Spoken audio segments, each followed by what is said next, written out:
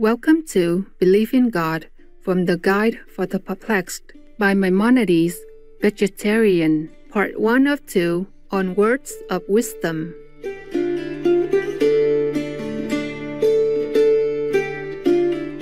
Maimonides, also known as Harambam, or Rabbi Moses ben Maimon, was a notable medieval Jewish philosopher, astronomer, physician, and intellectual figure. Born into a prominent family in Spain, Maimonides' path eventually led him to Morocco and Palestine until he finally settled in Egypt in Al-Fustat near Cairo.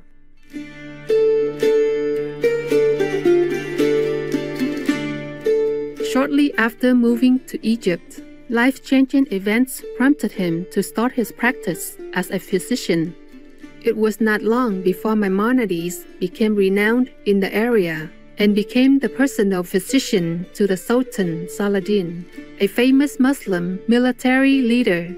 He also tended to other patients, lectured before fellow physicians, and became a leader of the Jewish community, teaching and helping its members.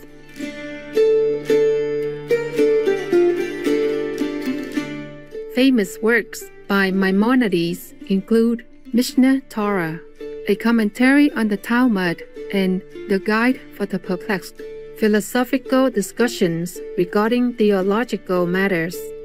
A revered pillar of the Jewish world, Rabbi Moses ben Maimon also had a significant influence on some great medieval writers and thinkers, such as Baruch Spinoza and Gottfried Wilhelm Leibniz, and made an important impact on the medical science archives.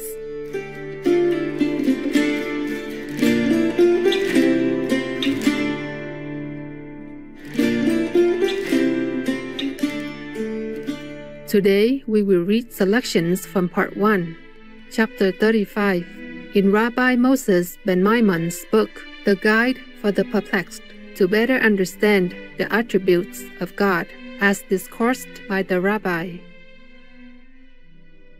Chapter 35. All people must be informed, and even children must be trained in the belief that God is one, and that none besides Him is to be worshipped. So must all be taught by simple authority that God is incorporeal, that there is no similarity in any way whatsoever between Him and His creatures, that His existence is not like the existence of His creatures, His life not like that of any living being, His wisdom not like the wisdom of the wisest of men, and that the difference between Him and His creatures is not merely quantitative, but absolute. Anything predicated of God is totally different from our attributes.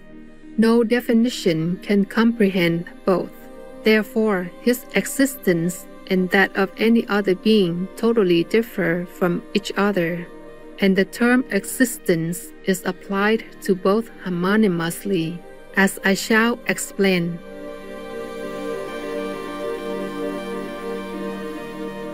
This suffices for the guidance of children and of ordinary persons who must believe that there is a being existing, perfect, incorporeal, not inherent in a body as a force in it. God, who is above all kinds of deficiency, above all affections. But the question concerning the attributes of God and the meaning of those attributes which are ascribed to Him, concerning the creation, His providence in providing for everything, concerning His will, His perception, His knowledge of everything, concerning prophecy and its various degrees, concerning the meaning of His names, which imply the idea of unity, though they are more than one. All these things are very difficult problems. The true secrets of the law, the secrets mentioned so frequently in the books of the prophets and in the words of our teachers, that God is incorporeal, that He cannot be compared with His creatures, that He is not subject to external influence. These are things which must be explained to everyone, according to his capacity, and they must be taught by way of tradition to children and to the unlearned, as they are taught that God is one, that He is eternal, and that He alone is to be worshipped. Without incorporeality, there is no unity, for a corporeal thing is in the first case not simple, but composed of matter and form, which are two separate things by definition, and secondly, as it has ascension, it is also divisible.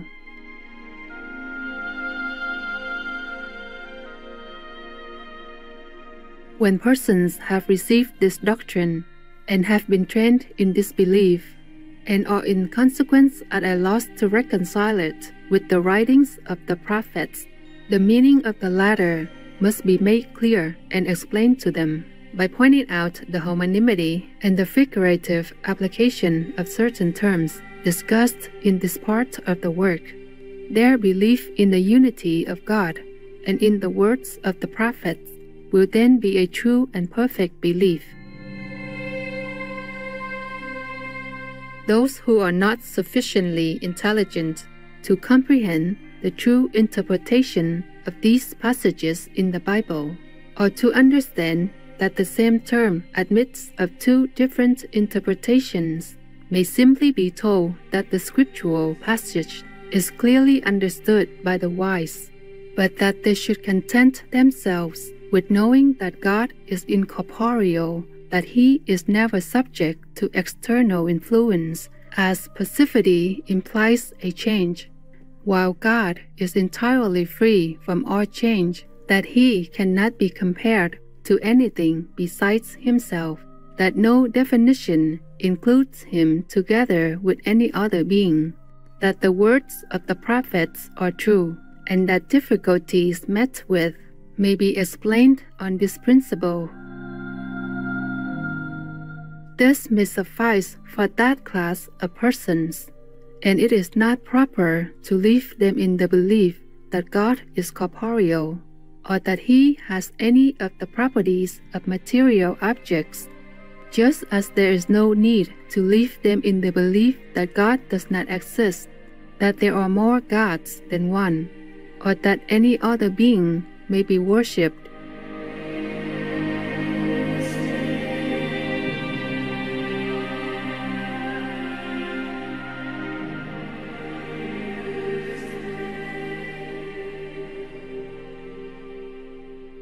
Vegan curse for the little taste in the mouth, ignoring the whole world's suffering, is cowardice.